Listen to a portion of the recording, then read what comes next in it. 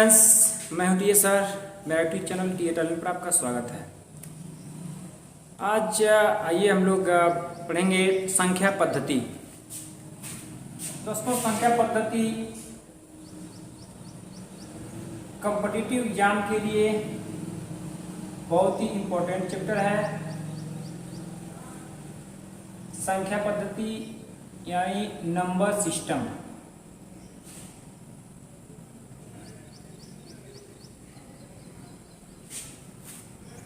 आज आपको मैं संख्या पद्धति के बारे में बहुत ही सरल भाषा में सब कुछ बिल्कुल क्लियरली समझाऊंगा। दोस्तों, आप बस पूरा वीडियो देखिए, निश्चित रूप से आज संख्या पद्धति आप समझ जाएंगे। सबसे पहले बात करूंगा मैं प्राकृतिक संख्या। प्राकृतिक संख्या दोस्तों, प्राकृतिक संख्या अर्थात नेचुरल नंबर। प्राकृतिक संख्या क्या होती है दोस्तों? प्राकृतिक संख्या वह होती है जो किसी वस्तु को गिनने के लिए प्रयोग की जाती है। जैसे 1, 2, 3, 4 dot dot dot dot infinity. ये सब संख्याएं क्या है? प्राकृतिक संख्याएं कहलाती हैं दोस्तों। यानी 1, 2, 3, 4 नंबर, यानी किसी वस्तु को गिनने के लिए इस संख्या का प्रयोग किया जाता है। इस संख्याओं को हम प्राकृतिक संख्या कहते हैं दोस्तों। अब आ गया दूसरा जो आपका पूर्ण संख्या दोस्तों। पूर्ण संख्या, होल नंबर्स। पूर्ण संख्या क्या होता है? यदि इस प्राकृतिक संख्या में जीरो को भी इंक्लूड कर दें, यानी जीरो को भी ले लें, तब वह पूर्ण संख्या बन जाएगी। यानी जो संख्या जीरो से भी प्रारंभ होंगी उनको हम प्राकृतिक संख्या में ऐड कर देंगे तो यह बन जाएगी पूर्ण संख्या। यानी जो जीरो, यदि जिस संख्या में जीरो भी जुड़ जाएगी, यानी जीरो से शुरुआत की जाए, तो वह संख्या क्या कहलाएगी? पूर्ण संख्या कहलाएगी दोस्तों। अब आइए तीसरे नंबर पे आपका आता है सम संख्या। सम संख्या दोस्तों, इवन नंबर। सम संख्या क्या होता है दोस्तों? ऐसी संख्या होती है जिस संख्या में हम 2 का भाग दें तो भागफल एक पूर्ण संख्या आए, उसी को हम सम संख्या कहते हैं। यानी 2 से विभाजित हो जाए पूर्ण रूप से, ऐसी संख्या जो पूर्ण रूप से 2 से विभाजित हो जाती है उसको हम सम संख्या कहते हैं। जैसे 2, 4, 6, 10, 12, ये सारी संख्याएं आप देखेंगे दोस्तों तो 2 से विभाजित हो जाएंगी। ये 2 से आप भाग करेंगे तो 2 दूना 4 हो जाएगा। इसमें 2 से भाग करेंगे 2 3 6 हो जाएगा। यानी ऐसी संख्या हो जिसमें हम 2 का भाग करें और वह संख्या पूर्ण रूप से कट जाए तो ऐसी संख्या को हम क्या कहते हैं? सम संख्या कहते हैं दोस्तों। अब यदि परीक्षा में आता है कि सबसे छोटी सम संख्या क्या है, तो दोस्तों देखिएगा क्वेश्चन में कंफ्यूजन है। सबसे छोटी सम संख्या,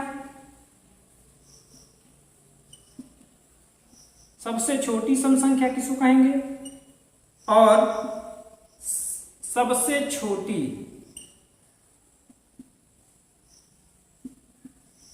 धनात्मक प्राकृतिक संख्या। इन दोनों में डिफरेंस है दोस्तों। यदि कहा जाए सबसे छोटी सम संख्या बताइए तो यह आपका असंभव है, इम्पॉसिबल है। सबसे छोटी सम संख्या नहीं ज्ञात की जा सकती है, क्योंकि 2 सम संख्या यदि है, 0 से आप इधर जाएंगे, ये जाते हैं, ये प्लस होता है, इधर आप जाते हैं तो माइनस होता है। -2 भी सम संख्या है तो ये क्या है? 2 से भी छोटा है -2। -4 कर देंगे, यह -2 से भी छोटा है, -4 कर देंगे, डॉट डॉट माइनस इनफिनिटी तक जा सकता है। यानी सबसे छोटी सम संख्या सही नहीं है। यानी सबसे छोटी प्राकृतिक संख्या सम संख्या का है या सबसे छोटी धनात्मक सम संख्या का है तो उसको हम क्या कहेंगे? 2 होती है। या टॉपिक को आप ध्यान से समझ लीजिएगा दोस्तों।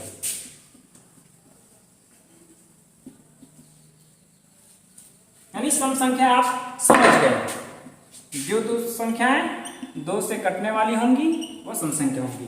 अब आप पढ़ेंगे चौथे नंबर पर विषम संख्या। विषम संख्या, ठीक सम की विपरीत। यानी ऐसी संख्याएं जो 2 से विभाजित नहीं होती हैं, यानी 2 से भाग दिया जाए तो वह पूर्ण रूप से विभाजित नहीं होंगी, 2 से पूर्ण रूप से नहीं कटेंगी, ऐसी संख्याओं को हम विषम संख्या कहते हैं।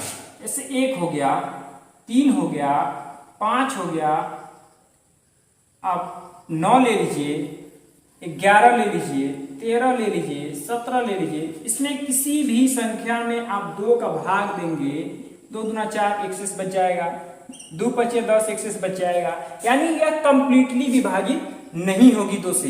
तो ऐसे ही संख्याएं जो 2 से पूर्ण रूप से विभाजित नहीं होती हैं, ऐसी संख्याओं को हम विषम संख्या कहते हैं दोस्तों। ठीक है, यानी सबसे छोटी प्राकृतिक विषम संख्या जो है वह 1 है। सबसे छोटी प्राकृतिक विषम संख्या क्या है? 1 है। क्लियर हो गया दोस्तों? सम संख्या क्या होगी? जो 2 से भाग देने में पूर्ण रूप से कट जाएगी। विषम संख्या क्या होगी? जो 2 से भाग देने में पूर्ण रूप से नहीं कटेगी। अब अगला नंबर हम लेते हैं भाज्य, अभाज्य। पहले पढ़ी अभाज्य संख्या। अभाज्य दोस्तों, अभाज्य संख्या देखिए, अ मतलब होता है नहीं, भाज्य यानी जो विभाजित होने वाली संख्याएं नहीं होती हैं। यानी अभाज्य संख्या क्या होती है दोस्तों?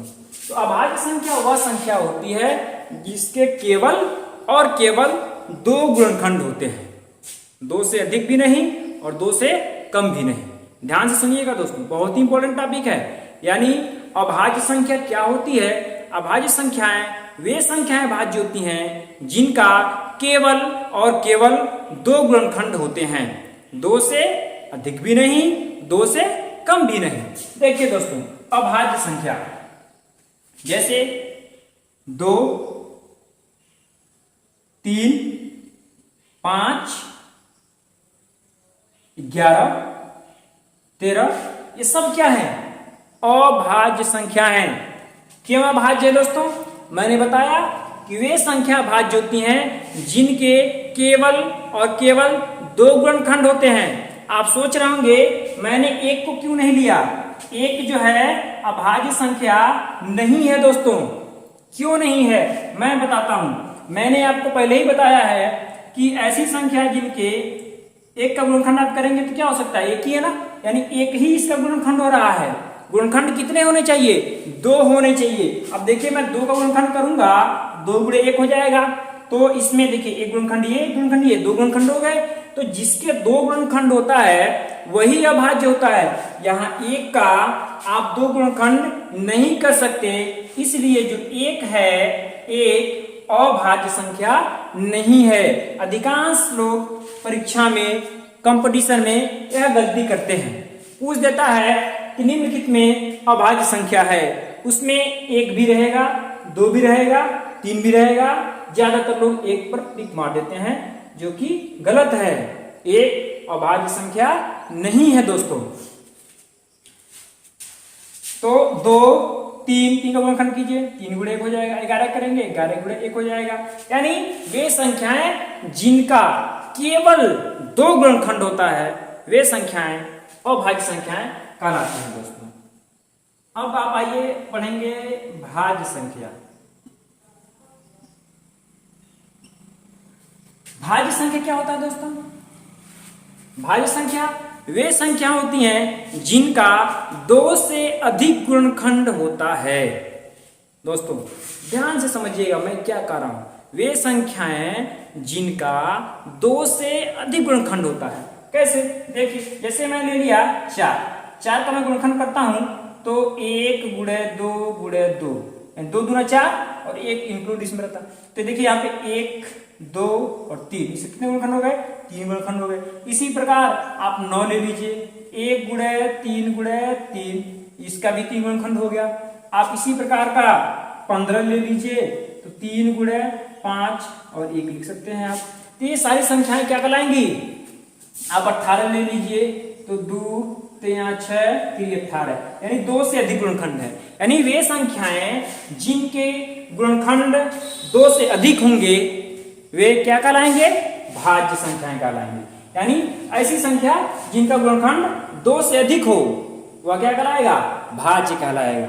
दोस्तों अब एक संख्या होती है, इंपॉर्टेंट संख्या होती है, आप इसको भी समझ लें, सहअभाज्य संख्या।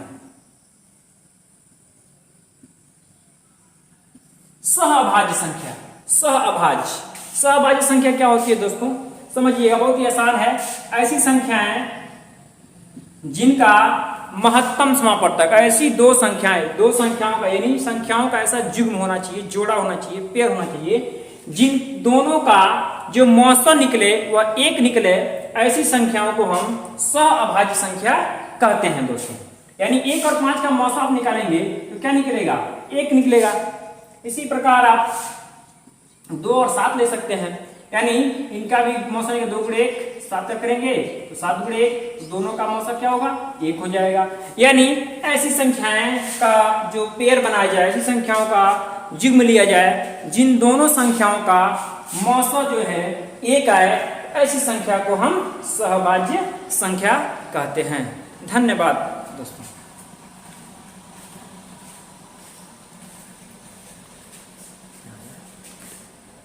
अरे यार।